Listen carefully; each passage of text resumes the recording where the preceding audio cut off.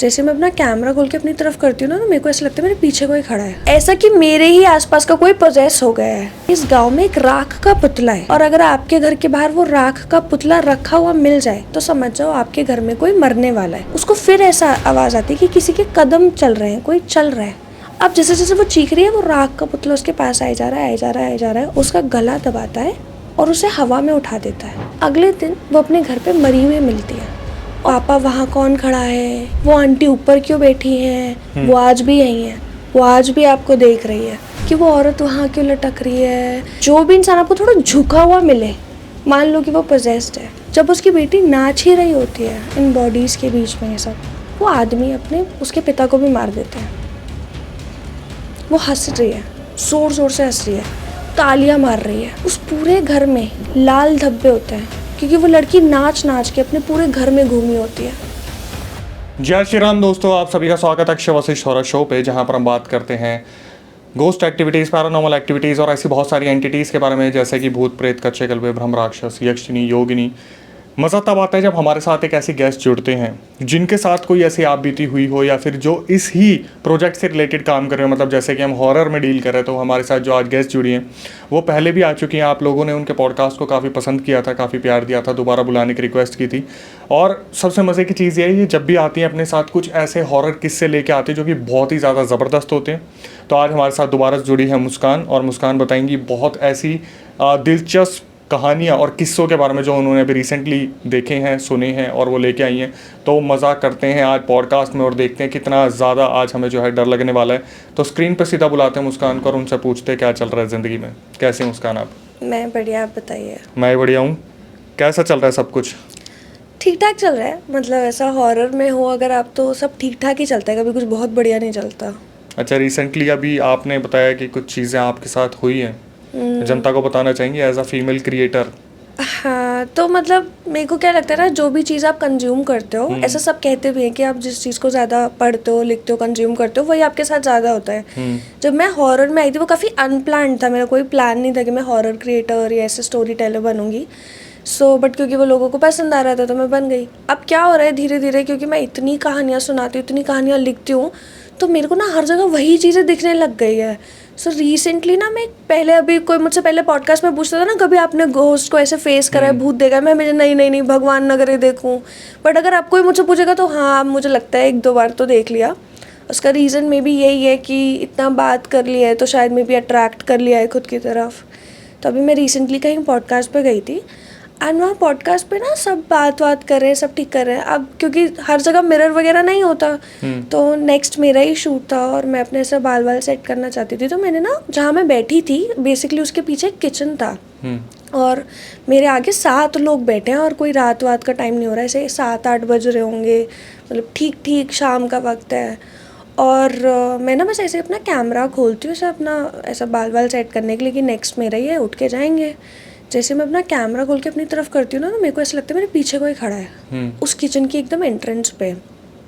और मैं ना एकदम घबरा जाती हूँ क्योंकि मेरे रिफ्लेक्सेस बहुत फास्ट है। तो यहाँ पे साइड में मेरा ही एक फ्रेंड खड़ा था और मैं इतना घबरा गई, मैंने उसका हाथ एकदम पकड़ लिया कि इधर आ, और सब मेरी तरफ देख रहे क्या हो गया इसको, क्योंकि 7-8 लोग बैठे, कोई इतना डर जाएगा अचानक तो देखेंगे ना।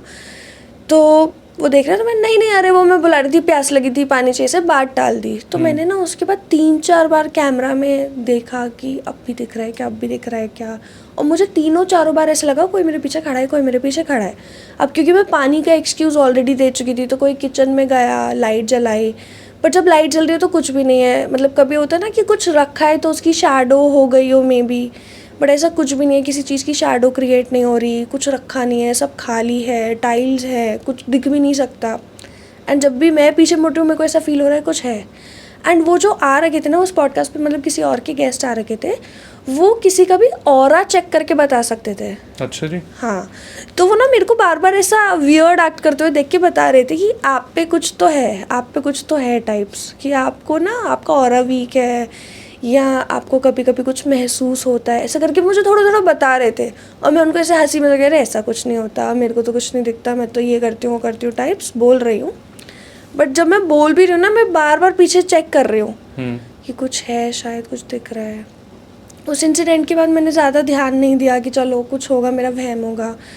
बट रिसेंटली आई रियलाइज कि मुझे ना सपने भी थोड़े ऐसे ही आने लग गए हैं हर रात को कि मतलब जिस चीज़ से आप भागने की कोशिश कर रहे थे। वही हो रहा है कि रात को सारे सपने से डरावने ही आते हैं कि भूत प्रेत के सपने आ रहे हैं। और ऐसा नहीं कि बस मेरे को लग रहा है कि डर लग रहा है, कोई सपना याद नहीं है, एकदम काफ़ी रियलिस्टिक सपना।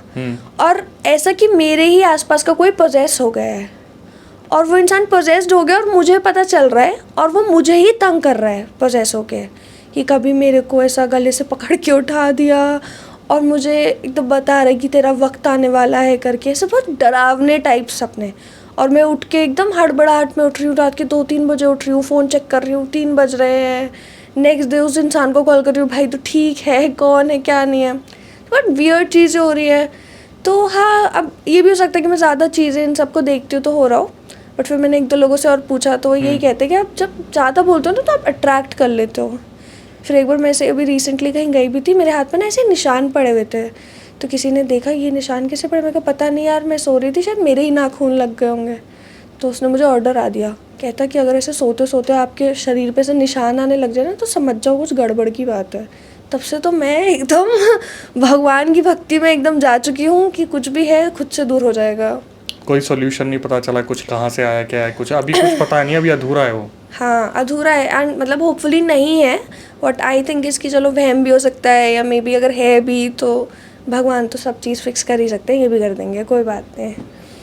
तो वही बात है जो आप हमेशा पॉडकास्ट में बोलती आई हो कि मैं इन सब चीज़ों से दूर रहना चाहूँगी, लेकिन अब उस चीज़ों में कदम रखने की शुरुआत हो गई है। और जैसे जब मेरी किसी और से भी बात हो जाती है जो हॉरर कहानियों में या हॉरर फील्ड में रहते हैं, तो सबके साथ कुछ ना कुछ हुआ होता है, तो इट्स इनएविटेबल, आप नहीं अवॉइड कर सकते। अगर आप इस फील्ड में हो तो आपके साथ कुछ ना कुछ ज़रूर होगा, या तो आप फील्ड छोड़ दो या तो फिर करो, फेस करो, हाँ आदत डाल लो, तो क्या करें अब।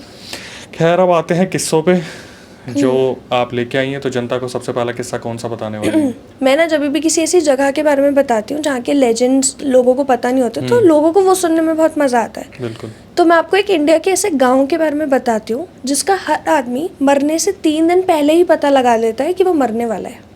ये पॉसिबल है? ये पॉसिबल है, और इस गाँव में हर इंसान के साथ होता है। ओ भाई। तो क्या है कि इस गांव में एक लेजेंड चलता आ रहा है, और उस लेजेंड के मुताबिक कि इस गांव में एक राख का पुतला है। वो पुतला किसने बनाया, कौन लेके जाता है, कौन रखता है, किसी को नहीं पता। पर अगर आप उस गांव में रहते हो और अगर आपके घर के बाहर वो राख का पुतला रखा हुआ मिल जाए तो समझ जाओ आपके घर में कोई मरने वाला है, और वो भी सिर्फ 3 दिन में।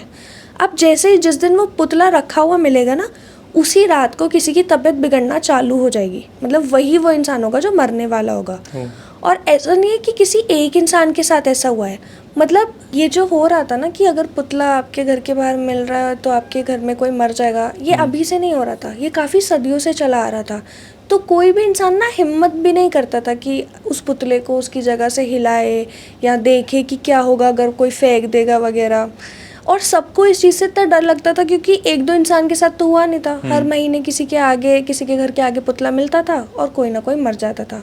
उसमें भी क्या प्रोसेस रहता था कि मान लो किसी के घर के आगे वो पुतला मिला है, तो वो पुतला जिसके घर के आगे मिला है उसमें से कोई एक सदस्य बीमार पड़ने लग जाएगा। अच्छा। जिस दिन वो पुतला मिला है उसी दिन से, और 3 दिन के अंदर अंदर वो मर जाएगा या मर जाएगी। अब इसमें ये भी हो सकता है कि कौन मरेगा, कौन नहीं मरेगा, कौन बीमार पड़ेगा। तो वो जो पुतला मिलता भी था ना, किसी ऐसी शेप में मिलता था कि आपको पता भी लग जाए कि कौन मरने वाला है। अच्छा, ये भी है। तो जैसे मान लो कोई औरत मरने वाली होगी तो वो पुतले का जो शेप होगा वो थोड़ा औरत जैसा होगा, कोई आदमी मरने वाला होगा तो आदमी जैसा होगा, कोई बच्चा मरने वाला होगा वैसा। और सिर्फ ऐसे नहीं कि बच्चे औरत आदमी पे रुक रहा है, कोई गर्भवती औरत मरने वाली है, कोई बहुत बुजुर्ग आदमी, कोई भी, कोई एकदम नया, मतलब ऐसे जो बहुत ही ज़्यादा यंग बच्चे होते हैं कि अभी पैदा हुए 3-4 महीने के, बच्चे का पुतला आएगा। हाँ, तो बच्चे का पुतला आएगा। और बहुत ही लोग इतना डर गए उस बात से क्योंकि हर महीने किसी ना किसी के घर के बाहर वो पुतला आ रहा था। किसी को समझ नहीं आता था कि क्या करे क्या ना करे। गांव वालों ने इतनी कोशिशें की कि किसी तांत्रिक से, पंडित से, बाबा से कोई इलाज, कुछ नहीं मिला। अब गांव वालों को तो आदत हो गई, बहुत लोग तो गांव छोड़ छोड़ के चले गए। पर जिनका पुश्तैनी घर है, जो बहुत उम्र में बड़े हो चुके हैं, अब वो क्या करेंगे? वो तो बचपन से देखते आ रहे हैं, उनके लिए तो आम बात हो गई है। या जो नहीं जा सकते, उनका कोई है ही नहीं, अब बाहर कहाँ जाएंगे? गाँव में ही खेती है, गाँव में ही पैसा है, गाँव में ही घर है। तो कुछ लोग नहीं जा पा रहे, तो कुछ लोग चले गए। जो तो चले गए वो तो मतलब नहीं इस एक लेजेंड के दायरे में आ पा रहे थे, वो अपनी नॉर्मल ज़िंदगी जी रहे हैं। ऐसा जो नहीं, वहाँ से निकल गया वो बच गया। वो बच गया। ऐसा नहीं है कि अगर आप निकल गए तो आपका पुतला मिल जाएगा, आप मर जाओगे, नहीं। अगर आप उस गांव की सरहद से बाहर निकल गए तो आप सेफ हो, आप बच गए। ये जानते हुए भी बहुत लोग अब भी उस गांव में रह रहे थे। सोचो, मजबूरी कुछ लोग होता है, नहीं होता इतना पैसा या नहीं होती उतनी सुविधा, तो रह रहे थे। अब क्या हुआ ना कि इस गांव में अगर कोई बहू भी आती थी, कोई मतलब जिसकी शादियों के भी आती थी, तो या तो उनके पति उन्हें तुरंत ले जाते थे वहाँ से, या तो वो ऐसे आती थी कि उन्हें पता है कि मैं क्या करने वाली हूँ, मेरे साथ क्या होने वाला है, क्योंकि वो आसपास के गांव से ही आती थी। पर एक आदमी था अनिल, उसने एक लड़की से शादी करी जो एक शहरी लड़की थी, ठीक है। वो शहर में रहती थी। अनिल और उसकी मुलाकात कॉलेज में हो गई, उनमें प्यार व्यार हो गया, मिल लिए। उसने अपने घर की सारी बात उसे बताई।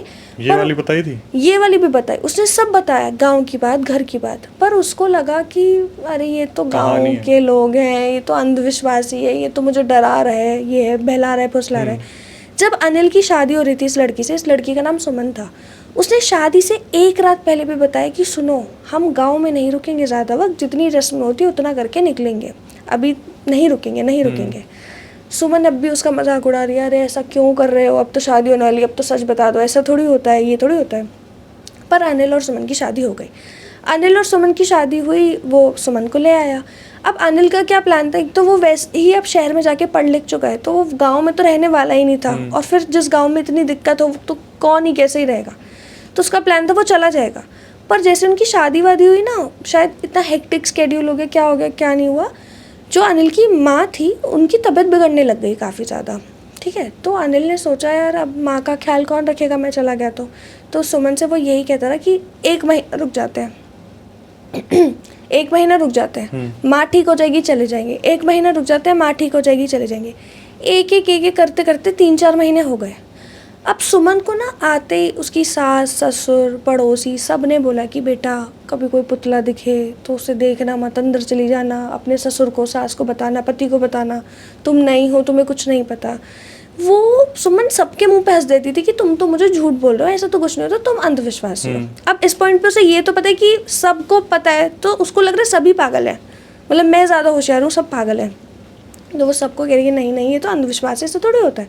पर अब क्योंकि वो 2-4 महीने रह ली तो उसको दिखने लग गया कि 2-4 लोग मर गए हैं, एक्चुअल में मर गए हैं, कि उनके घर के बाहर पुतला मिला, जिस शेप में मिला उसी साइज़ का या उसी जेंडर का इंसान मर गया।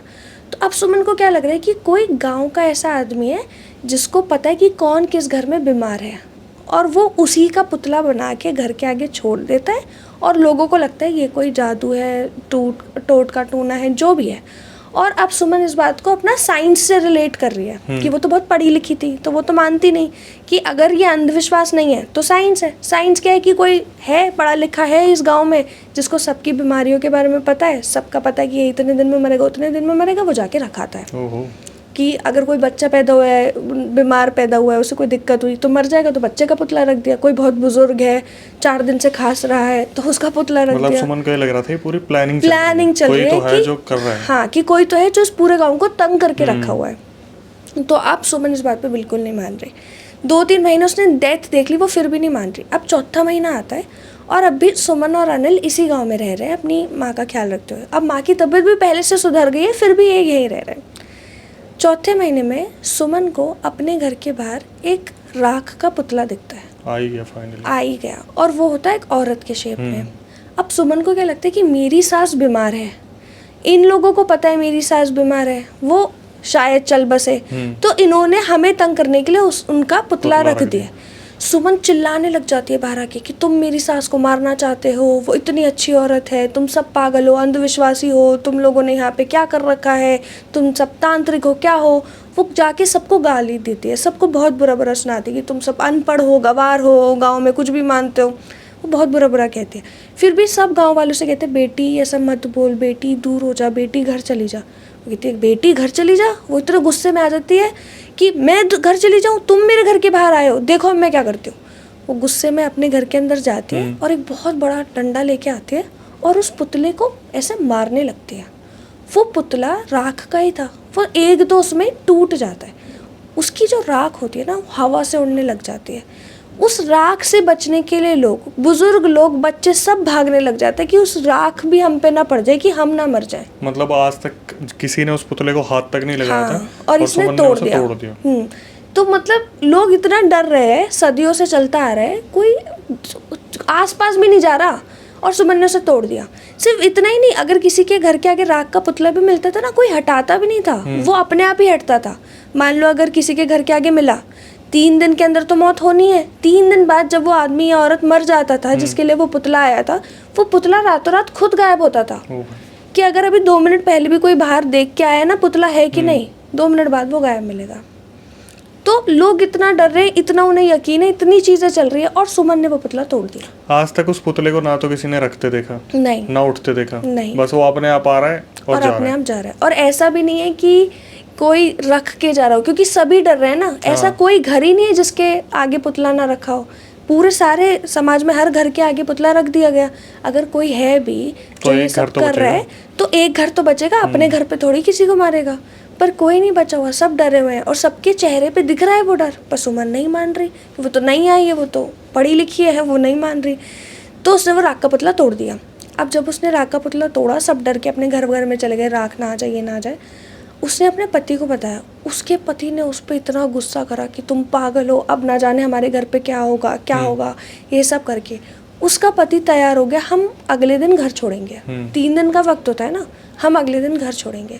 उसने अपने माँ बाप का सारा बोरिया बिस्तरा, खुद का कपड़े लत्ते सब पैक करने चालू कर दिए कि हम यहाँ नहीं रुकेंगे, हम अगले दिन जाएंगे। क्योंकि जब सुमन ने अनिल को ये बात बताई, ऑलरेडी काफ़ी रात हो चुकी थी। तो इतनी रात को कहाँ गाड़ी मिलती, कहाँ वो अपने बुजुर्ग माँ बाप को लेके जाता। माँ वैसे ही बीमार थी, और उसके दिमाग में तो 3 दिन है मेरे पास, तो वो अगले दिन चला जाएगा। तो वो कर रहा है। उस रात को पूरे गाँव में सुमन के चीखने की आवाज़ें सुनाई दी, और अगले दिन सुमन अपने बिस्तर पे मरी हुई मिली। और हर इंसान जानता था गांव का कि सुमन की मौत कैसे और क्यों हुई है। क्यों हुई है ये तो समझ में आ गया, लेकिन कैसे हुई है ये कैसे पता चला? मैं बताती हूँ। जब ये सब हुआ कि अनिल ने डिसाइड कर लिया हम जाएंगे, उस रात को जब अनिल और सुमन सोए, तो सुमन को ना रात के 3 बजे के करीब अपने कमरे की खुलने की आवाज़ आती है। अब अगर कोई भी पति पत्नी सोते हैं तो वो ज़रूर ऐसा कमरा लॉक करके अंदर से सोते हैं। जब सुमन को आवाज़ आती है, उसे लगता है शायद अनिल उठा होगा। वो देखती है अनिल तो सो रहा है, वो सो जाती है। 2 सेकंड बाद उसे ऐसा लगता है कि कोई चल के कमरे में आ रहा है। तो वो खड़ी होती है। कहीं पे भी बिस्तर होता है, अगर खाट भी है गाँव में तो थोड़ी हाइट पे होती है। अगर आप उठ के देख रहे हो ना, तो तुम उसी हाइट पे देखते हो। वो देखती है कोई भी नहीं है, वापस लेट जाती है। उसको फिर ऐसा आवाज़ आती है कि किसी के कदम चल रहे हैं, कोई चल रहा है। वो फिर खड़ी होकर देखते कोई नहीं है। अब वो सोचती है मैं उतर के देखूंगी कौन है। जैसे ही वो उतर के अपने कमरे से बाहर जाने वाली होती है, उसे अपने दहलीज पे वही राख का पुतला मिलता है जो अभी उसने सुबह तोड़ा था। पहले तो उसने वो पुतला सुबह तोड़ा था, कैसे दिख रहा है, और दूसरा ये कि कमरा अपने आप से कैसे खुला। सुबह तक वो पुतला जिस हालत में उसे दिख रहा था वो एक औरत की शेप थी। अब वो पुतला उसे गर्भवती औरत की शेप में दिख रहा है। उसको लग रहा है कोई इसके साथ मजाक कर रहा है, कोई तो है जो अब इसको बहुत ज़्यादा तंग कर रहा है। और या तो किसी को बुरा लग गया कि अगर कोई खेल खेल रहा था तो उसको बुरा लग गया, वो आके अभी नहीं तंग कर रहा है, जानबूझ के ये सब कर रहा है। अब सुमन चीख चीख के अपने पति को ऐसा उठाने लग जाती है, देखो तुम्हारा गाँव कैसा है, मैं एक दिन और यहाँ नहीं रुकूंगी, देखो देखो ये क्या चल रहा है। तो सुमन ऐसे वैसे करती है। अब अनिल जो है वो नहीं उठ रहा। सुमन को लग रहा है कि क्यों नहीं उठ रहा, क्या हो गया है, और ज़ोर ज़ोर से हिलाती है, उठो उठो उठो। वो नहीं हिलता। अब सुमन को आवाज़ आ रही है कि कोई फिर से चलते हुए उसके पास आ रहा है। अच्छा। पर कोई तो है ही नहीं कमरे में। सुमन को अब डर लग रहा है, तो अब वो डर के मारे अनिल को उठा रही है कि उठ जाओ यार, क्या कर रहे हो, उठ जाओ, देखो क्या हो रहा है, मुझे डर लग रहा है। पर वो तब भी नहीं कोई उठ रहा। अब जैसे जैसे वो डर रही है ना, वो देख रही है कोई भी नहीं है, बस वो राख का पुतला अपने आप पास आते जा रहा है। अब सुमन इस पॉइंट पे बहुत डर चुकी है। तो अब कोई भी अगर डरता है तो वो बीचों बीच नहीं रहता कमरे के, किसी कोने में जाने की कोशिश करता है कि कोने में जाके हम प्रोटेक्ट करेंगे खुद को। तो सुमन अपने बिस्तर के जो पास का कोना होती है उसमें जाके छुप जाती है। जैसे वो छुपती है और देखती है ना, उसको अपने एकदम अपोजिट साइड का जो दूसरे तरफ का कोना है उसमें कोई खड़ा हुआ दिखता है। और सुमन ये देख के चिल्लाने लग जाती है, कौन हो तुम, कौन हो तुम, यहाँ क्या कर रहे हो, क्या है, कौन हो। जैसे जैसे वो चिल्ला रही है ना, वो जो भी आदमी था, एंटिटी थी, उसके पास आते जा रही है। और जैसे जैसे वो पास आ रहा है उसका जो हाइट है वो बढ़ता जा रहा है। तो मान लो अगर पहले वो इतना था तो इतना इतना इतना, जैसे जैसे वो और पास आ रहा है और हाइट बढ़ रही है। अब वो जब बहुत पास आ गए ना, तो सुमन ने नोटिस करा कि राख उड़ रही है। वो जो एंटिटी थी, वो जो आदमी था, वो राख का पुतला ही था जो अब इतना बड़ा हो चुका था। और जो वो उड़ी हुई राख सुमन के चेहरे या कहीं पे भी लग रही थी ना, तो ऐसे लग रहा था जैसे कोई कोयला उसके चेहरे पे या हाथ पे रख रहा हो, इतना गर्म, मतलब जल रहा था वो जल रहा था। तो अगर मान लो उसके हाथ पे वो राख गिरी तो उसका हाथ पे जलने के निशान आ रहे थे। अब वो चीख रही है दर्द से, कि उसे दर्द हो रहा है, उसको चीख, मतलब दर्द में इंसान चीखता ही है, चिल्लाता ही है। अब जैसे जैसे वो चीख रही है, वो राख का पुतला उसके पास आए जा रहा है, आए जा रहा है, आए जा रहा है, और बहुत पास आके वो उसका गला दबाता है और उसे हवा में उठा देता है।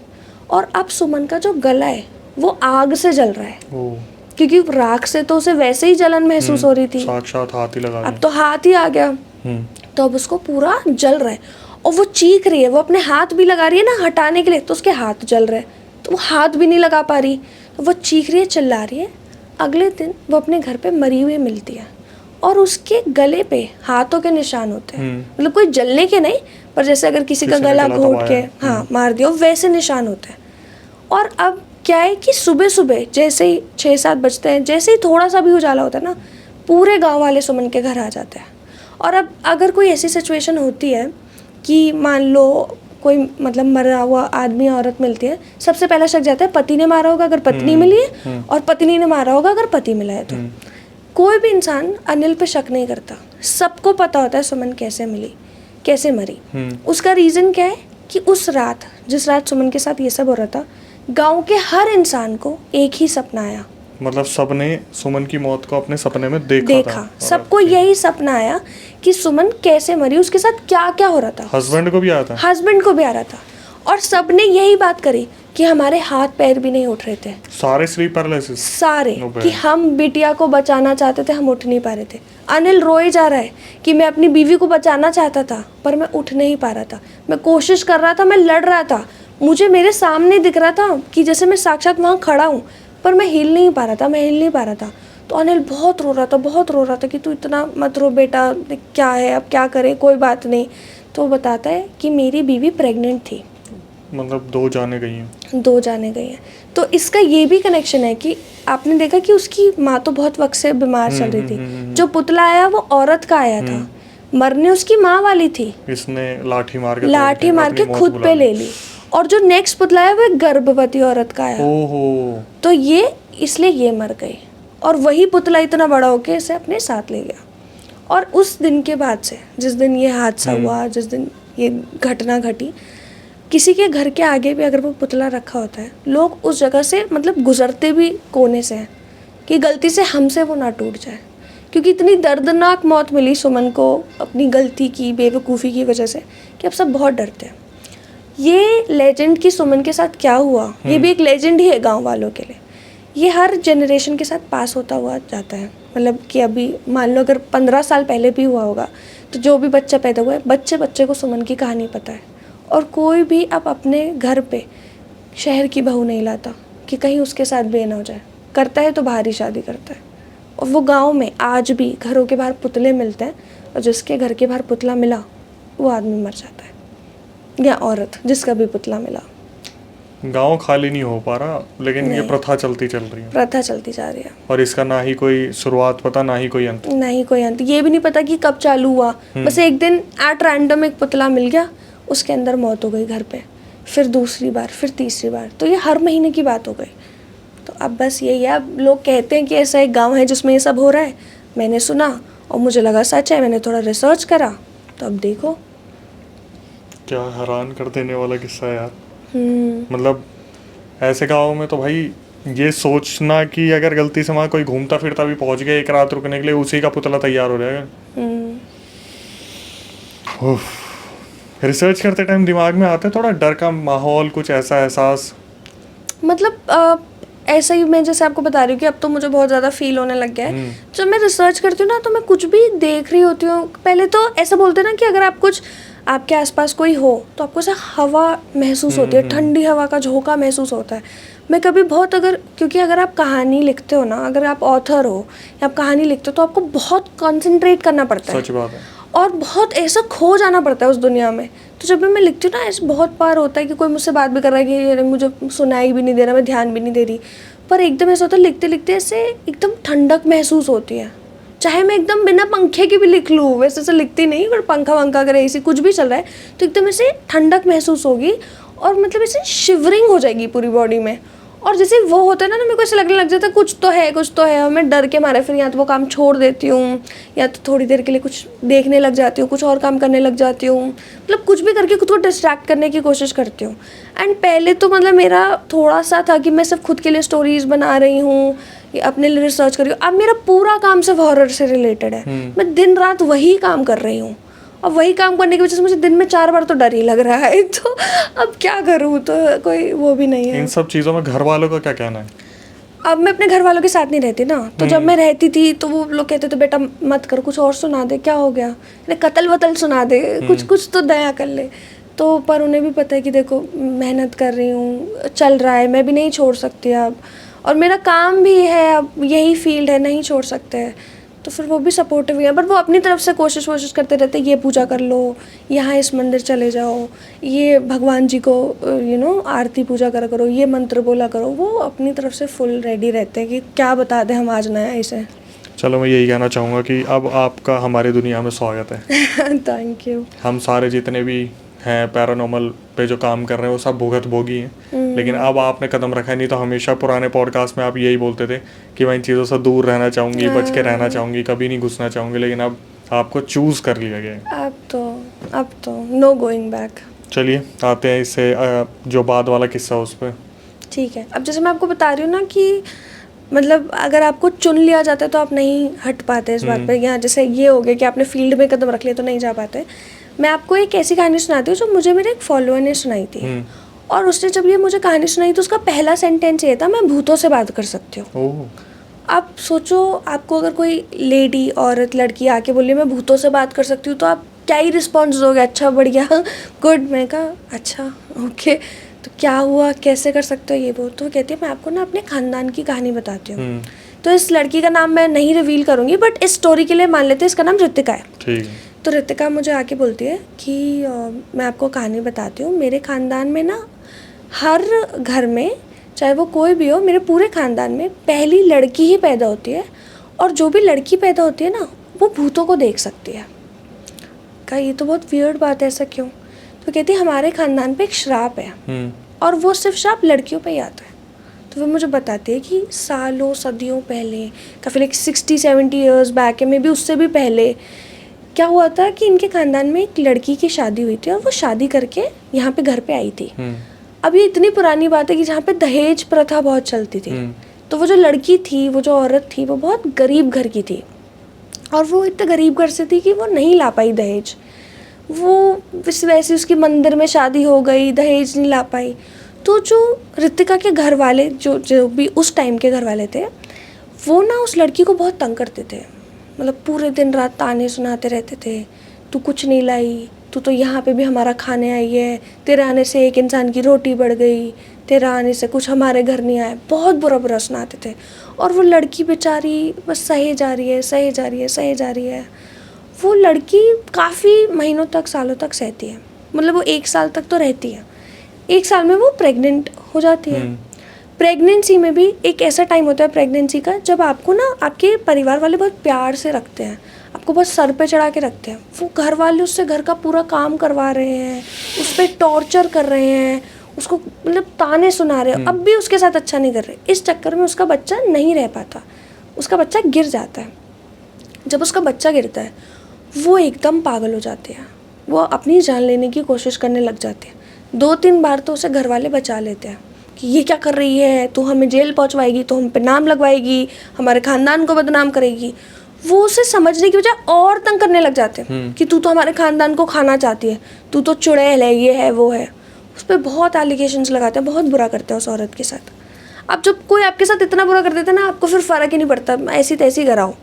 वो औरत अपनी जान ले लेती है, पर अपनी जान लेने से पहले पूरे खानदान पे एक श्राप छोड़ के जाती है। तुम्हें लगता था मैं चुड़ैल हूँ ना, अब मैं चुड़ैल ही सही। मेरा श्राप है, मेरी बद्दुआ है कि तुम लोगों के घर में तुम बेटियों के साथ इतना बुरा करते हो ना, तुम्हारे घर में हर इंसान की पहली बेटी ही होगी, और तुम मुझे उस दुनिया में भेज रहे हो ना, तुम्हारी बेटियां उस दुनिया के हर इंसान को देखेगी कि मतलब जो भी बेटी पैदा होगी वो आत्माओं को या स्पिरिट्स को या जो भी देख सकती है और मरी बात भी कर कैसे? सकती है। उसने अपनी जान ले ली, खुद को जला दिया। जला दिया।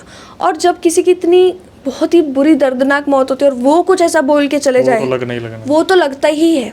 उसने खुद को जला दिया, मर गई, मरने से पहले बद्दुआ दे दी। और ऐसा भी नहीं कि कहीं आसपास, सबकी नज़रों के सामने खुद की जान लेते, बद्दुआ देते हुए जान ले ली अपनी। अब सबको लगा कि ठीक है, मर गई। बहुत लोग थे, गांव के आसपास के लोग भी इकट्ठे हुए थे, तो किसी को ये नहीं था कि इन्होंने मारा है, खुद ही जान ले ली। तो बहुत सारे लोगों के सामने जब उसने जान ली तो ये बात तो पक्की थी कि घर वालों ने तो नहीं मारा, खुद से उसने जान लिया। पर अब मरने से कुछ वक्त पहले ही वो बद्दुआ दे के गई है, तो वो लगनी ही थी, वो श्राप बद्दुआ लगना ही था। कुछ 1-2 साल तक कुछ भी नहीं हुआ। 2 साल बाद वो जिस से उससे शादी हुई थी, उसके बड़े भाई को बच्चा हो गया, और वो भी हुई बेटी हुई। अब किसी को ये याद नहीं आया कि ये श्राप बेटियों के लिए ही था या कोई श्राप देके गया था, क्योंकि 2 साल तो बहुत वक्त की बात होती है ना, किसी को याद नहीं था। वो बेटी जैसे बड़ी होती गई ना, तो वो बहुत अजीब बातें करती थी कि पापा वहाँ कौन खड़ा है, ये क्या कर रहा है, वो आंटी ऊपर क्यों बैठी हैं, वो मेरे बिस्तर के पास क्यों रहती है, ऐसे करके अजीब बातें करती थी। और वो बेटी से जब पूछते थे कौन आंटी बेटा, किसकी बात कर रहे हो, तो वो नाम भी लेती थी। अच्छा जी। उसी औरत का जो मर गई खुद को, मतलब जो इनकी बहू थी जिसने खुद को मार दिया।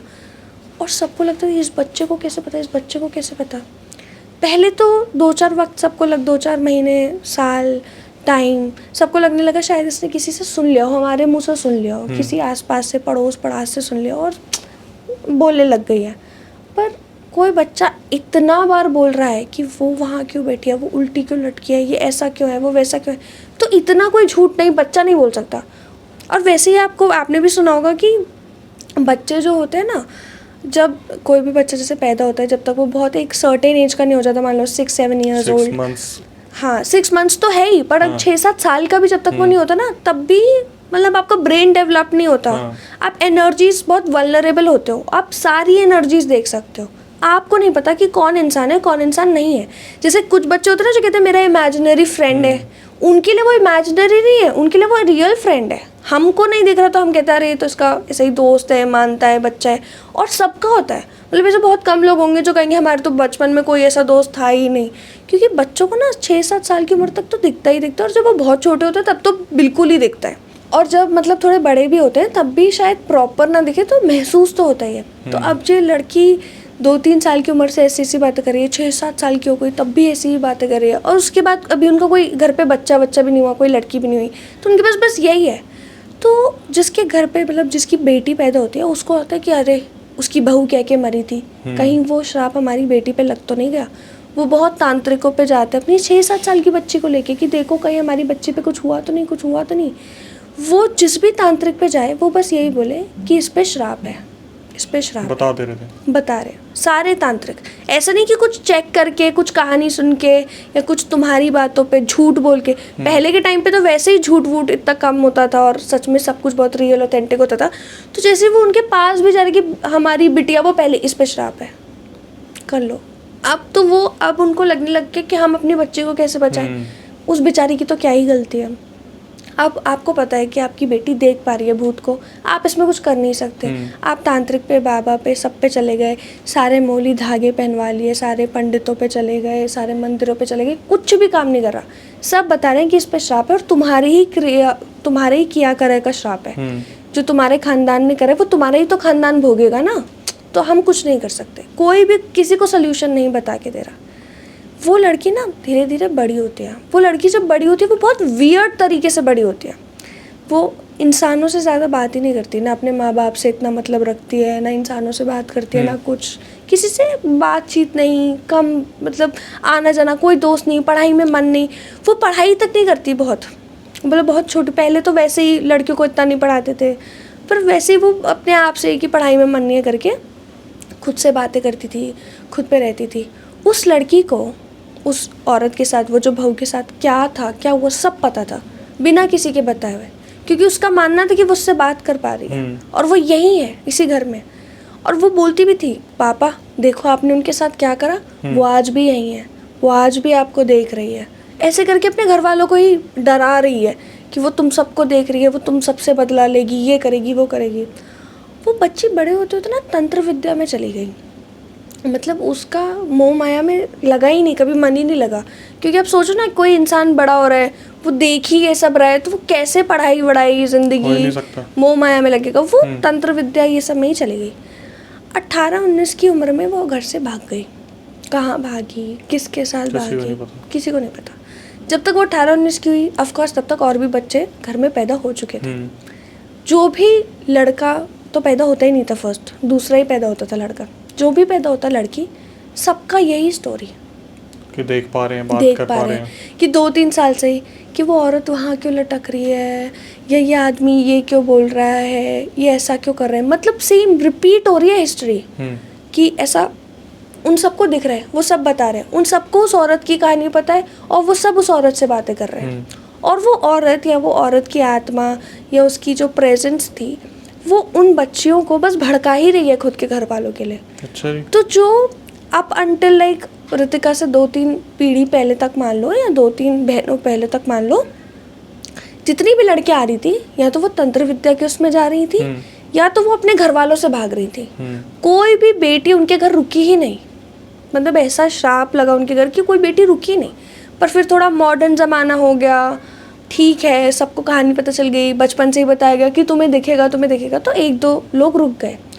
तो ऋतिका के साथ भी, जब ऋतिका पैदा हुई, जो फॉलोअर है, तो मुझे बताते हैं कि देखो हमारे घर पे तो ऐसा ही होता है।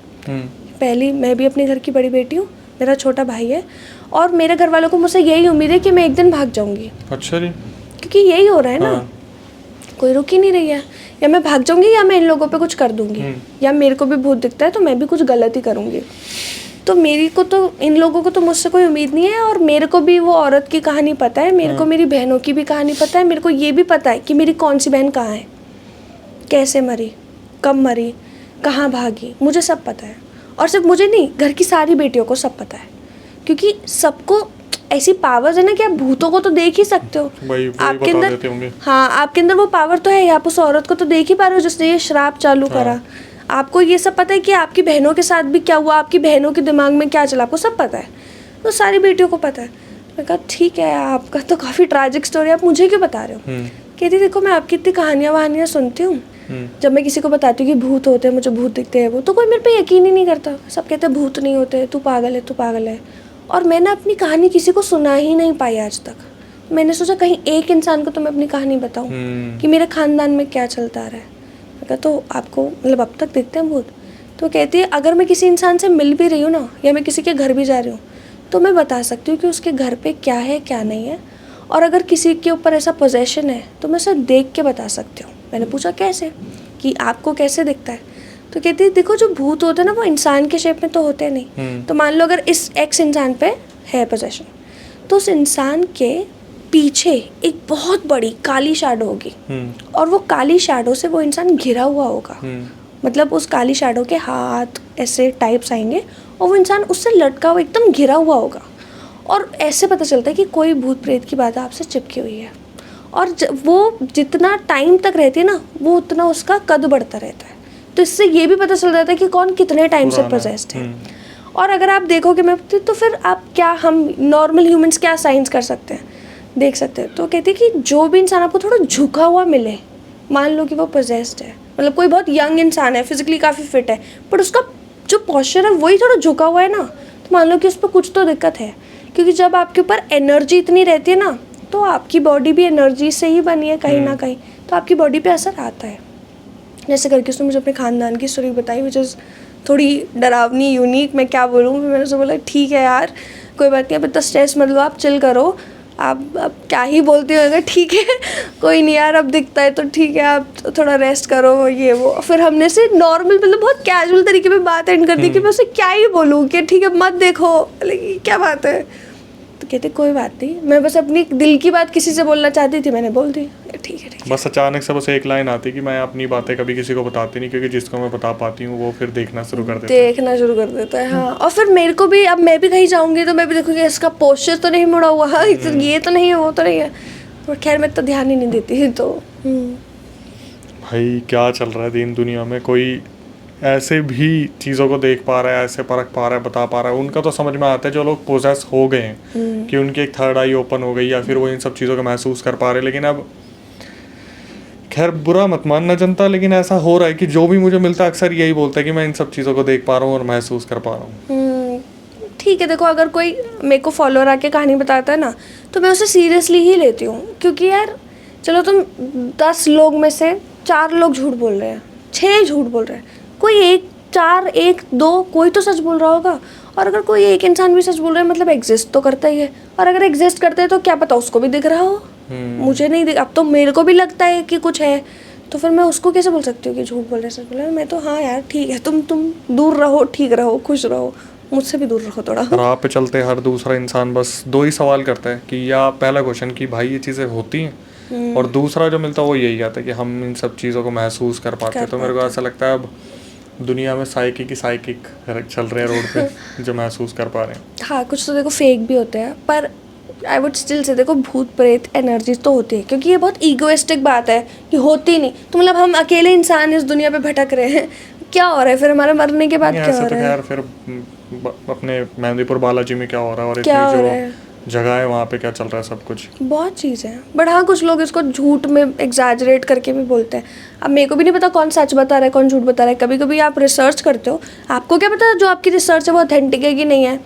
सोर्सेज पे भी तो झूठ थोड़ा हो सकता है ना, बट होता तो है, शायद थोड़ा सा एग्जैजरेटेड हो, पर होता तो है। खैर अब आते हैं इससे अगले किस्से पे। अब जैसे मैं आपको इतना भूत प्रेत की कहानी बता रही हूँ, हम ये तो डिस्कस कर ही रहे भूत होते हैं, पर भूत कैसे बनते हैं उस पर थोड़ी करते बात है ना। भूत कैसे बनते हैं, भूत कैसे बनते हैं, ऐसा मुझे लगता है, ये मेरी थ्योरी है एंड हो सकता है 100% गलत हो, बट मुझे ऐसा लगता है और मेरे को लगता है शायद सच भी हो सकती है, क्योंकि बहुत लोग ऐसे ही बोलते हैं, तो मुझे भी लगता है ऐसे ही होगी। मैं एक कहानी के बारे में पढ़ रही थी, उस कहानी से मैंने अपने इस थीसिस को कनेक्ट करा, मुझे लगा यही है एक तरीका फॉर श्योर भूत बनने का। आज कुछ नया देखने से सुनने को मिलेगा। ठीक है, तो बैंगलोर में ना एक विला है, और वो बहुत आलीशान बहुत सुंदर विला था। अब वो एकदम खंडर है। ओके। पहले जब आप उस विला के आसपास जाते तो आपको एक बहुत सुंदर जगह दिखती, जिसके आसपास कुछ भी नहीं था, बहुत एकदम आलीशान घर बना रखा था। पर अगर अब आप जाओगे वहाँ पे आपको खंडर दिखेगा, जहाँ पे देखते ही पता चल रहा है कि दीवारें टूट रही हैं, मकड़ियाँ लगी हुई है, बहुत ऐसा धूल मिट्टी वाला घर है। मतलब दूर से, चाहे दिन हो रही हो शाम हो रही हो, वो दूर से ही आपको एकदम अंधेरे में थोड़ा ढका ढका एकदम डरावना सा लगेगा। अब अंधेरे में ढका ये नहीं कि सूरज निकल रहा है अंधेरा है, पर एक होता है ना, ये वो आपका मिट्टी से रंग से बहुत फ़र्क पड़ता है, तो उसका रंग ही वैसा बन चुका है कि वो बहुत डरावना और एकदम ऐसा लगता है।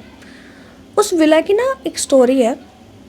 एक्चुअल में उस घर में, उस विला में एक बहुत खुश परिवार रहता था, और वो लोग काफ़ी रिच थे। ऑफ कोर्स विला वगैरह है तो वो काफ़ी रिच थे, जैसे हम साथ साथ है वाली टाइप्स फैमिली थे। ऑल्दो वो कोई बहुत ऐसी जॉइंट फैमिली नहीं थी, 5-6 लोग जितने भी थे, बहुत प्यार था, बहुत अच्छे थे।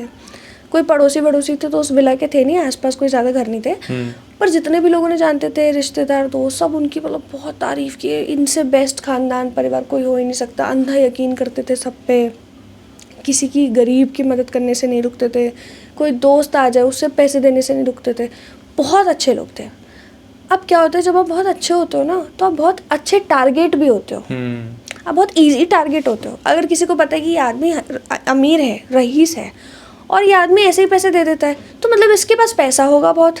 तो किसी चोर की नज़र उस घर पे पड़ गई। ओके।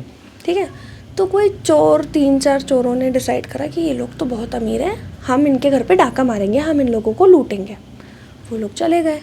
पहले जो चोरों का प्लान था वो सिंपल ऐसा प्लान था, according to my research story, कि वो सिर्फ चोरी करेंगे चले जाएंगे। बट क्या हुआ कि उनमें से कोई एक जाग गया, जिनका घर था, वो आवाज़ सुन के जाग गया और वो बाहर आ गया। वो बाहर आते चीखा चिल्लाया, वो घर के 5 सदस्य बाहर आ गए। 5 सदस्य में कौन? माँ, बाप, बेटा, बेटी और एक दादी। ठीक है, सब बाहर आ गए। सब बाहर आते हैं अपने अपने कमरों से, सब देखते हैं चोर है चोर है चोर है। और चोर भी 1-2 नहीं होते, वो भी 3-4-5 लोग हैं, अच्छे खासे हट्टे कट्टे बड़े लोग, जिनके पास हथियार वथियार सब कुछ है। जैसे ही सब बाहर आते हैं ना, हॉल में देखते एक दूसरे को, ये चोर सबको पकड़ लेते हैं। मतलब बच्चा बच्ची कितने ही बड़े होंगे, एक बुजुर्ग औरत को पकड़ने में कितनी मेहनत है, एक आदमी तो 2 आदमियों से वैसे ही पकड़ा जाएगा। तो आके सब इन्हें पकड़ लेते हैं, पकड़ के ना इन्हें बांध देते हैं। ये लोग कहते रहते हैं, भीख मांगते रहते कि तुम पैसा लेके जाना है ना यार, ले जाओ, हम पे है, तुम ले जाओ, तुम्हें गहने चाहिए हम बता देते हैं, पैसा चाहिए हम बता देते हैं, तुम्हें जो चाहिए इसको लेके चले जाओ, पर हमको छोड़ दो।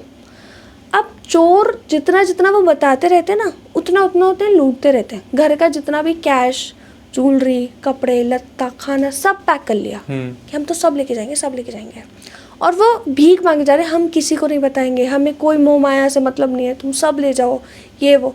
पर चोर मान नहीं रहे कि बैंक में भी रखा होगा, हमें वो भी बताओ, हमें कल वो भी ला के दो, हम तुम्हें बंद करके रखेंगे कि अगले दिन तुम बैंक में जाएगा पति, पैसे लेके आएगा, तब छूटेंगे, हम यहीं रहेंगे। वो बहुत तंग करते हैं। 2-3 दिन तक वो चोर उन्हीं के घर में उनको बांधे हुए रखते हैं, उनके साथ रहते हैं। वो पति को बार बार बाहर भेजते हैं, इधर से पैसा उठा, इस दोस्त से पैसा मांग, इससे पैसा ले, अपनी ये ज़मीन का सौदा देख कितने का हो रहा है, वो देख वो देख।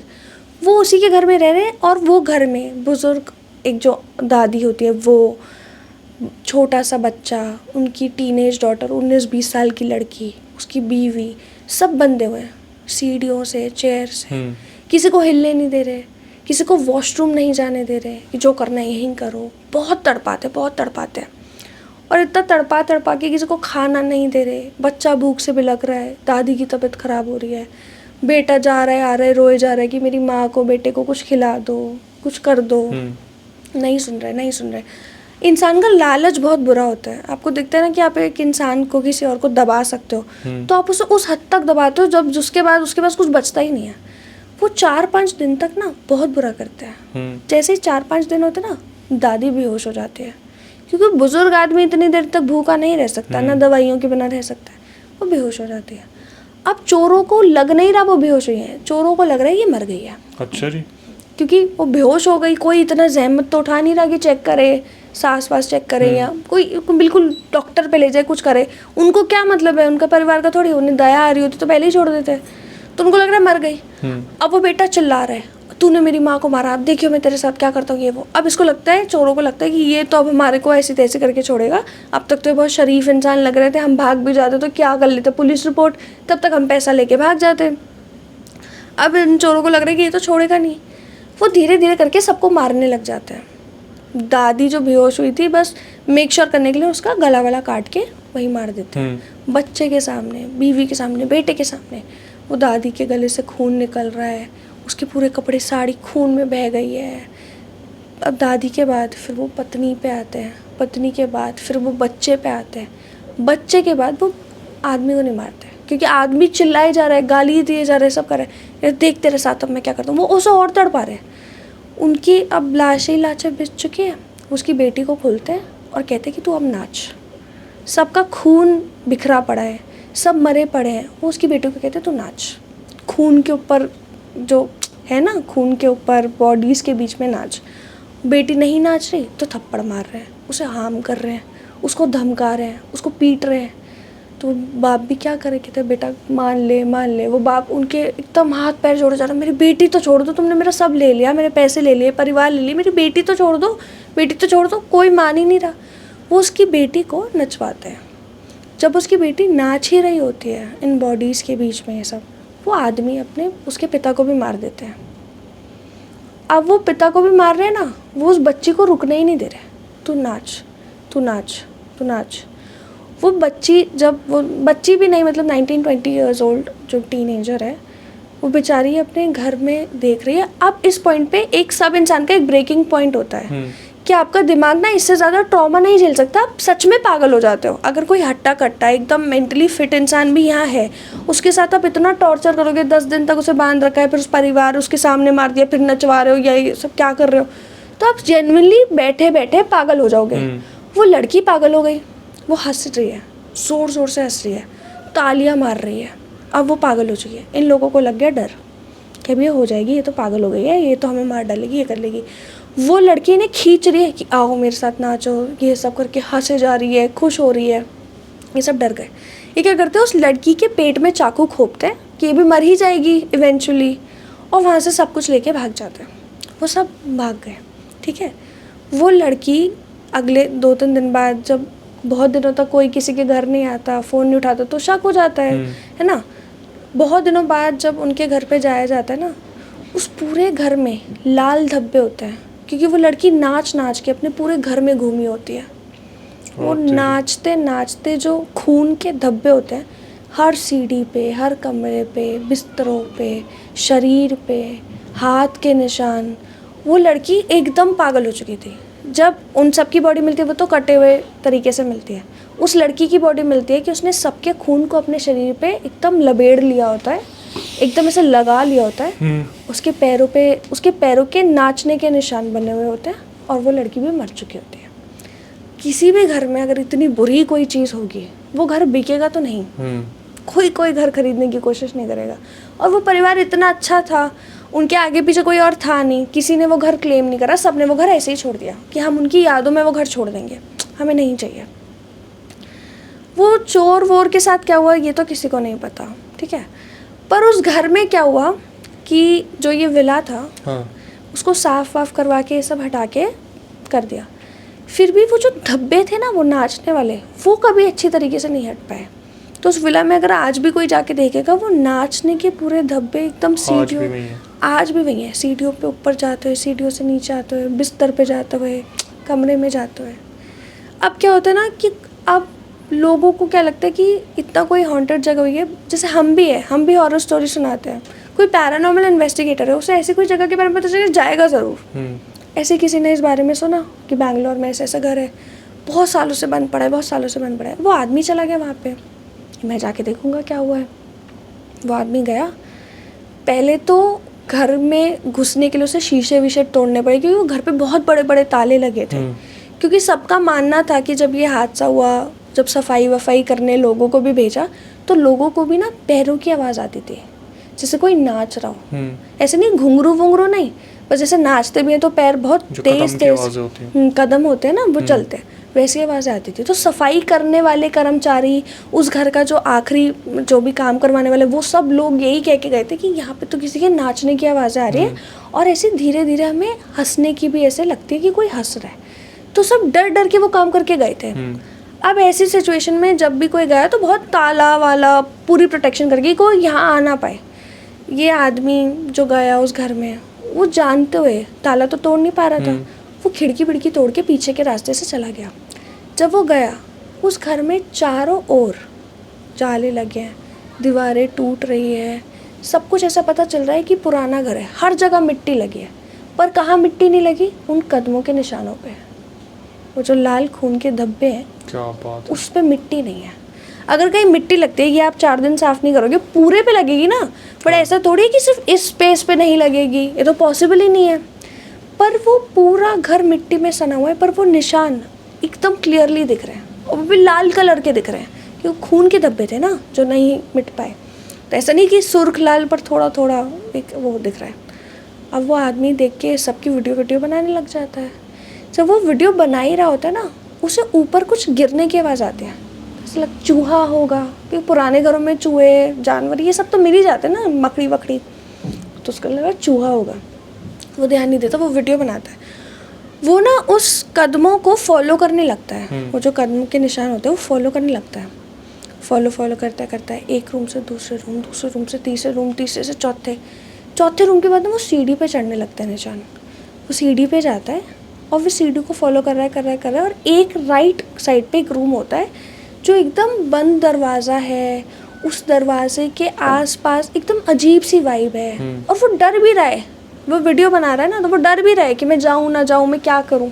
फिर भी वो एट लास्ट चला जाता है। ये वही कमरा है जिसमें से भी आवाज़ आई थी, तो इसलिए भी उसे डर लग रहा है, कोई चूहा वो, मुझे कोई बीमारी ही ना हो जाए। इंसान 10 चीज़ों से डरता है। फिर भी वो अंदर जाता है। वो जैसे ही दरवाज़ा खोलता है, उसे बहुत ऐसे ठंडी हवा महसूस होती है, कुछ तो उसके मुँह पे आया है, बहुत ठंडी हवा। और उसको ना जैसे कभी कभी क्या होता है, आपको वहम होता है। वहम कैसे कि इस रूम में आवाज़ नहीं आएगी, पर आपके कानों में आवाज़ आएगी, कुछ तो हुआ है, और आपको पता है कि रूम में नहीं, आपके कान में आवाज़ आ रही है।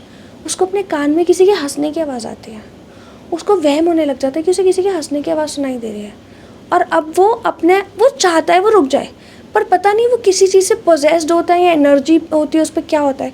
वो पूरे उसको फॉलो करता है, वो फॉलो करते करते करते करते करते उस स्पॉट पे पहुंच जाता है जहाँ पे वो लड़की की वो लाश मिली थी, जहाँ पे वो खून से सनी हुई थी। अब जब वो खून से सनी हुई लाश मिली थी तो वो एक कोने में ऐसे बैठी हुई थी हंसते हुए, वो भी एक निशान पड़ जाता है खून से सना। तो उसको पूरा फिगर दिख रहा था कि कोई लड़की का फिगर है, जो अगेन हर जगह मिट्टी लगी है, बस उस स्पॉट पे नहीं लगी, कि कोई लड़की का फिगर है और वो वहाँ कोई बैठा था। वो ये सब देख ही रहा होता है कि मान लो कि इस रूम में अगर मैं इधर दीवार पे थोड़ा सा कुछ फिगर बना दूँगी तो फिक्स है ना, उसको वो फिगर थोड़ा थोड़ा हिलता दिखता है। अब वो पूरी तरीके से डर चुका है, वो बाहर जाने की कोशिश करता है, इतने में वो गिर जाता है। और वो ऐसे नहीं गिरता कि उसका पैर टकरा जाता है, वो ऐसे गिरता है कि किसी ने पैर खींचा है। वो जैसे उसके साथ ये होता है, वो अपना फ़ोन छोड़ के पूरी स्पीड में बाहर निकल के जाता है और वो अपना फ़ोन भी नहीं लाता। वो जाता है और वो भाग रहा है। इतना शाम रात का भी वक्त नहीं हो रहा, मतलब थोड़ा एकदम 6-7 ये टाइम हो रहा है।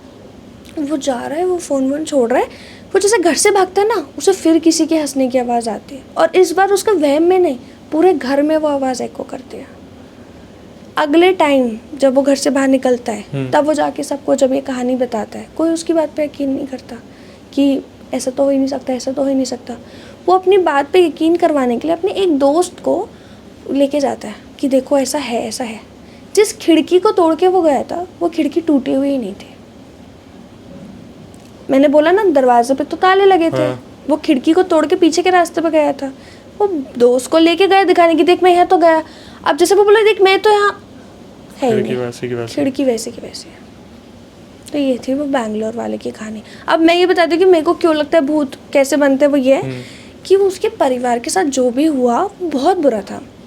अब अगर किसी के साथ आप ऐसे बोलते हैं ना, अगर आप चिकन भी खाते हो तो उनकी भी नेगेटिव एनर्जीज आ जाती है। बहुत लोग बोलते हैं कि आप नॉन वेजिटेरियन अगर हो, आप कंज्यूम करते हो ऐसे चिकन वगैरह, उनकी भी एनर्जीज आती है। तो सोचो हर चीज़ में एनर्जी है, खाने में भी एनर्जी है, चिकन में भी एनर्जी है, सब चीज़ में एनर्जी है। तुम भी एनर्जी हो, मैं भी एनर्जी हूँ, सब एनर्जी है। तो अगर कोई मर रहा है और कोई बहुत तड़प के मर रहा है तो उनकी एनर्जी कितनी नेगेटिव हो गई होगी। उनकी दर्द, उनकी वो खुंदस, उनका वो गुस्सा, वहीं सब ट्रैप हो गया।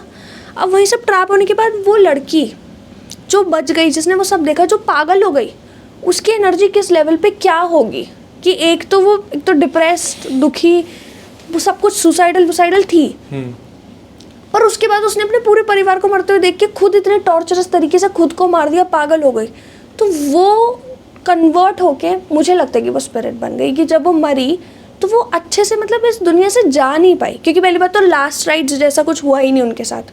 और हमारे हिंदू धर्म में तो मानते हैं कि आपको 13 दिन तक पूजा पाठ करना पड़ता है, लास्ट राइट्स करना पड़ता है, तेरहवीं करनी पड़ती है। उनके साथ तो वैसा कुछ हुआ ही नहीं बेचारों के साथ। तो एक तो वो लड़की इतने दर्दनाक तरीके में मरी, फिर उनका कोई लास्ट राइट्स वगैरह कुछ नहीं हुए, और फिर जो वो पागल हो गई ना, उस चक्कर में मुझे लगता है कि जो एक तो मतलब वो एक ऐसा होता है ना कि आप पास नहीं कर पाते इस दुनिया से, आप इसी दुनिया में बंद के रह जाते हो। तो मुझे तो ये भी लगता है कि वो उसकी आत्मा आज भी वही है और आज भी वो उसी पागलपने में वही नाचती गाजती उधर ही बंद है, सेम फुटस्टेप्स जिस वजह से धूल उन पे जमा नहीं हो पा रही। क्योंकि और क्या ही रीजन हो सकता है कि धूल ही इकट्ठी नहीं हो रही। भाई जनता, रिक्वेस्ट है आपसे दिल थाम के, क्योंकि आपने अगर ये किस्सा सुन लिया तो थोड़ी बहुत घबराहट तो आ गई होगी। जिस तरीके से ब्रूटली चीज़ें हुई हैं और जिस तरीके से करा गया, कोई बड़ी बात नहीं है, हर जगह कुछ ना कुछ तो चल ही रहा है।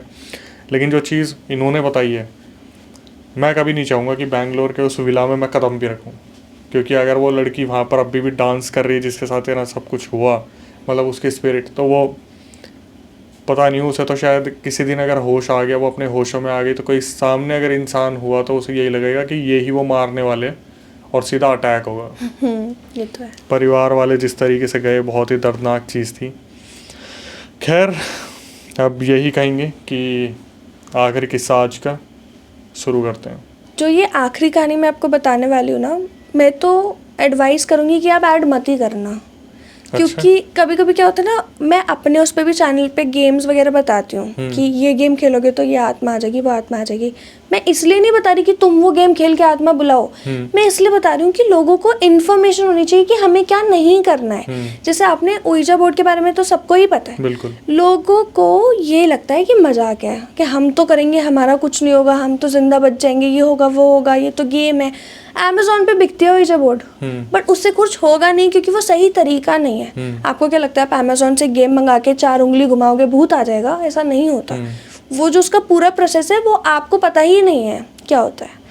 तो जब मैं भी कोई बात बताती हूँ मैं आपको वार्न करने के लिए या बस नॉलेज देने के लिए बता रही हूँ कि कल को कोई आदमी जिसको ये खबर हो तुमसे ये करवाए तो मत करना, क्योंकि तुम फंस जाओगे। उसका क्या है, उसको तो पता ही है, वो तो करेगा नहीं।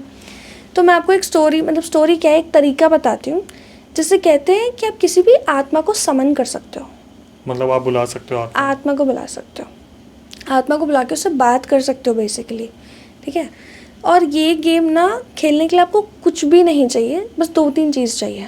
एक तो ये गेम जब आप खेल रहे हो तब रात के 3 बजे होने चाहिए, ठीक है। आप जहाँ पे भी हो रात के 3 बज रहे हो तभी आप ये गेम खेल सकते हो। उसके साथ साथ आपको 13 ब्लैक कैंडल्स चाहिए, ठीक है, काली मोमबत्ती, ठीक है। अब काफ़ी लोग होते हैं जिनके बाथरूम में ही शीशा होता है, आप वहीं पे ये कर सकते हो, ठीक है। क्योंकि आपको शीशे के आसपास बाथरूम में जाके ऐसे 13 मोमबत्ती को जलाना है, एक एक करके। और आपको वो कब जलाना है? 3 बज के 1 मिनट होगा 1 मोमबत्ती, 3 बज के 2 मिनट होगा 2 मोमबत्ती, 3 बज के 3 चौथा चौथी, ऐसे करके 13 तक आपको 1 मिनट पे 13 मोमबत्तियाँ जलानी है, ठीक है। और जब आप बाथरूम में हो मेक श्योर कि कहीं पे 1% भी लाइट ना आ रही हो, पूरा ऑफ होना चाहिए लाइट, ठीक है। जो आप मोमबत्ती जलाओगे ना वही लाइट होगी, ठीक है। और आपको टाइम खुद से ही कैलकुलेट करना है, 1 सेकंड का भी ऊपर नीचे हुआ नहीं हो पाएगा।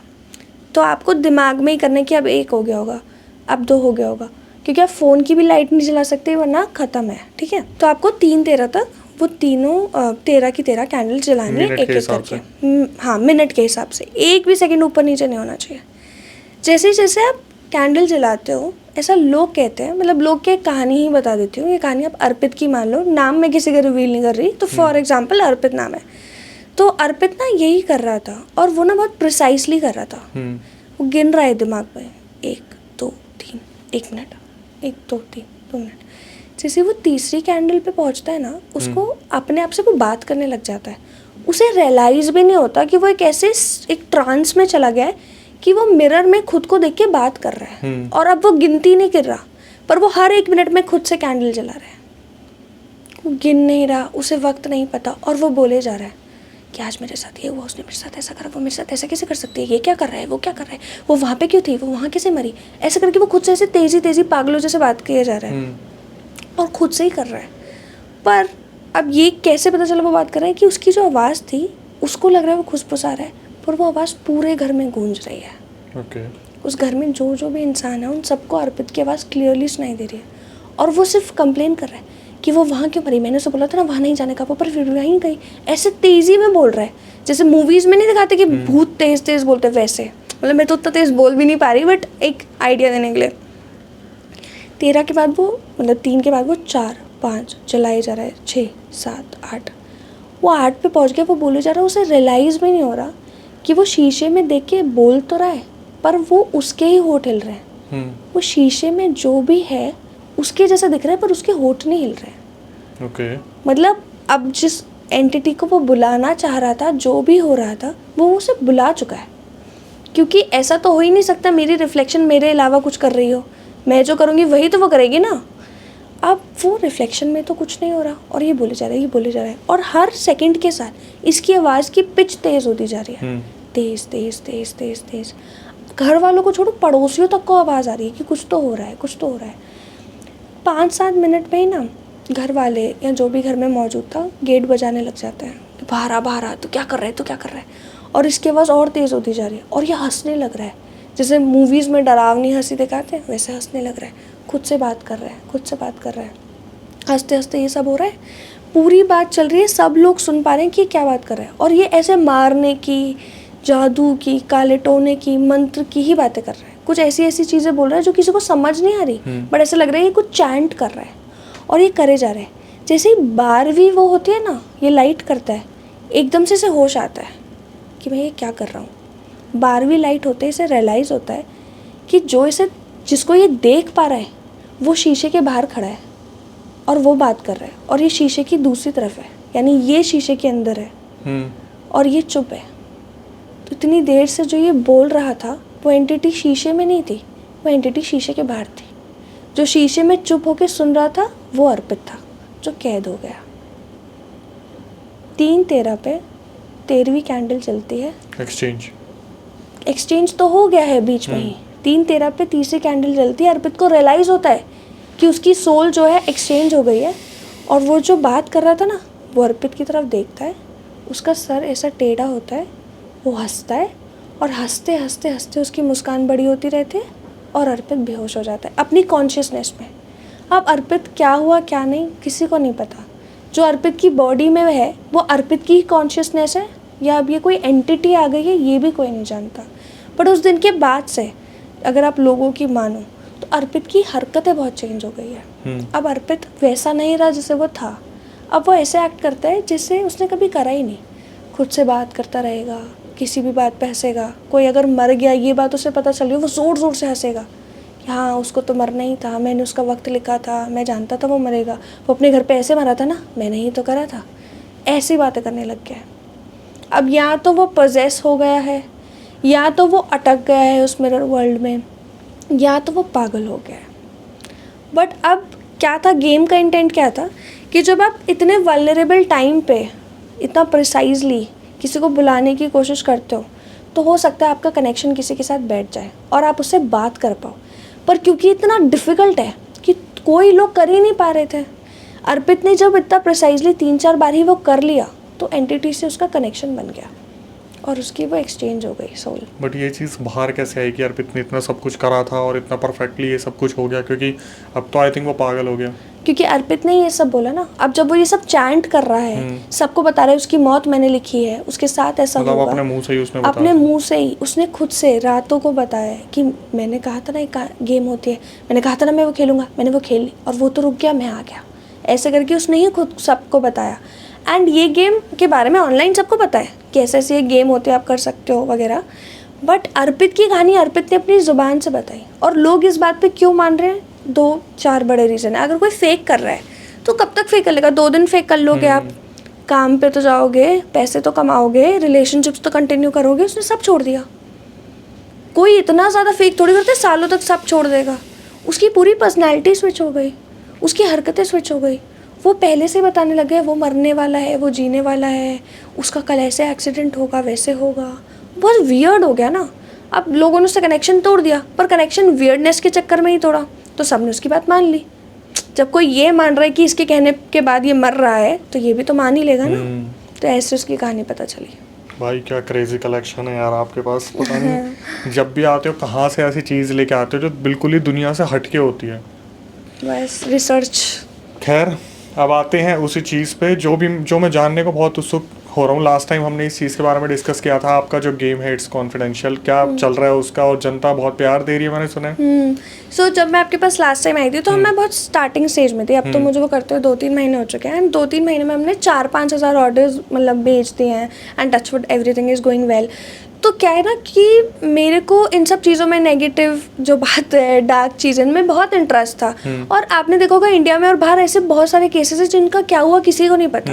और लोगों उस पर इतनी फिल्म्स बनी है, इतने ओपन केसेस हुए, इतने कोर्ट केसेस चलते हैं, लोग बहुत इंटरेस्टेड रहते हैं क्या हुआ क्या हुआ क्या हुआ। पर अब तुम वो केस तो सॉल्व नहीं कर सकते, क्योंकि वो तो भाई पुलिस का मामला है, तुम नहीं कर सकते। तो मैंने ऐसे दुनिया भर के केसेस उठाए हैं और उनको थोड़ा सा ट्विस्ट करके, थोड़ा सा फिक्शनल चीज़ ऐड करके उन पे रियल केसेस पे बेस्ड गेम बनाई है। तो इट्स कॉन्फिडेंशियल एक गेम सीरीज़ है, उसमें आपको बहुत सारी गेम्स मिलेगी, केसेस मिलेंगे। आप एक भी खरीद सकते हो, मल्टीपल भी खरीद सकते हो, और वो अलग अलग केसेस पे बेस्ड है। जैसे कि अभी मैं एक नया गेम लॉन्च करने वाली हूँ कि 7 परिवार के लोग हैं और वो सातों के सातों हफ्ते के 7वें दिन सुबह 7 बजे मरे हुए मिलते हैं और उनके घर पे काले जादू का सामान मिलता है।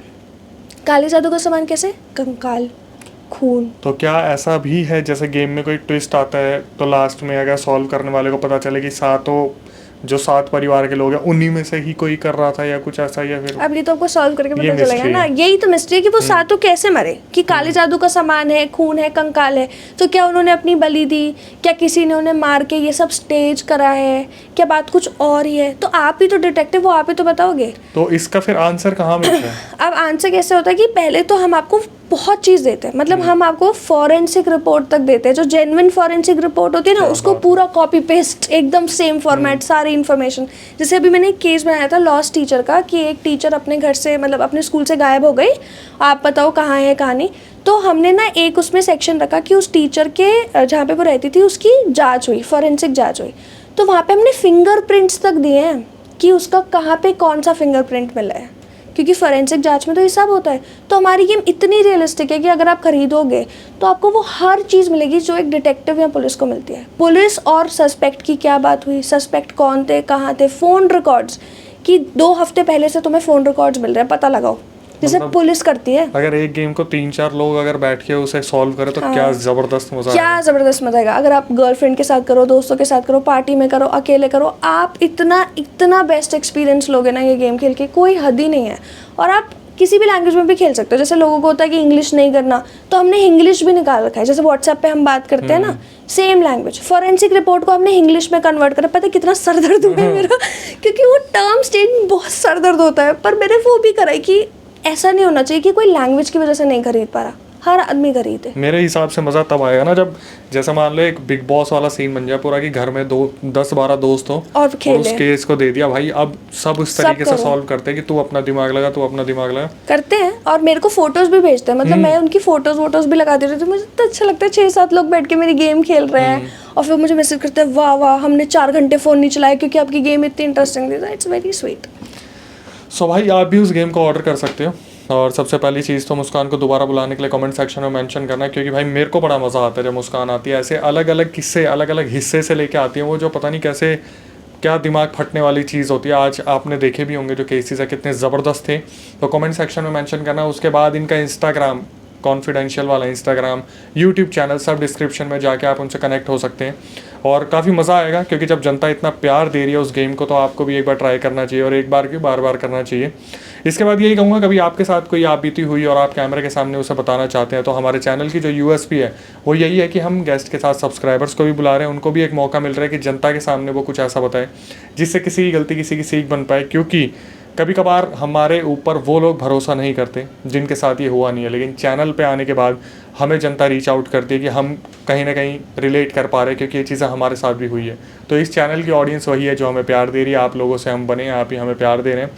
ऐसे ही प्यार देते रहिए। प्रक्रिया मैं आपको बताता हूँ, अगर आप आना चाहते हैं पॉडकास्ट पे, स्क्रीन डिस्क्रिप्शन पे आपको एक नंबर दिख रहा होगा, वो हमारा व्हाट्सअप नंबर है। उस पर पूरा रियल इंसिडेंट रिकॉर्ड करके भेज दीजिए और मेंशन कर दीजिए कि आप आना चाहते हैं पॉडकास्ट चैनल पे। दिल्ली में हमारा सेंटर है। एक बार रिकॉर्डिंग को रिव्यू किया जाएगा, उसके बाद आपको बुलाया जाएगा। इसके बाद कभी आपके साथ कोई पैरानॉर्मल इंसिडेंट हुआ हो तो आप उसे रिकॉर्ड करके भेज सकते हैं। मैं अक्षय वशिष्ठ उसे नरेट करूँगा अपनी आवाज़ में। स्पॉटिफाई पे आप हम अवेलेबल है, तो चलते फिरते आप हमें सुन सकते हैं, लेकिन एक्सक्लूसिव कंटेंट आपको यूट्यूब पे ही मिलेगा। इंस्टाग्राम, यूट्यूब को इसी तरीके से प्यार देते रहिए। आपस में प्यार बना के रखिए, एकता बना के रखिए। भाई बहनों को समझाइए कि बाहर की चीज़ों को जो देते हैं लोग उनको अवॉइड करें। आप खुद अपने परिवार का एक बहुत बड़ा पिलर बन सकते हैं। अगर आप इन सब चीज़ों पर बिलीव नहीं भी करते तो थोड़ा बहुत अपने भाई बहनों को बताते रहिए कि ऐसे टोटके वगैरह से थोड़ा बच के रहें। जितना ज़्यादा हो सके हमारी वीडियो को शेयर कीजिए। कमेंट वगैरह बनते हैं जो कि आपके आते ही हैं। टिल देन, नई वीडियो, नए पॉडकास्ट आने तक stay tuned with the channel.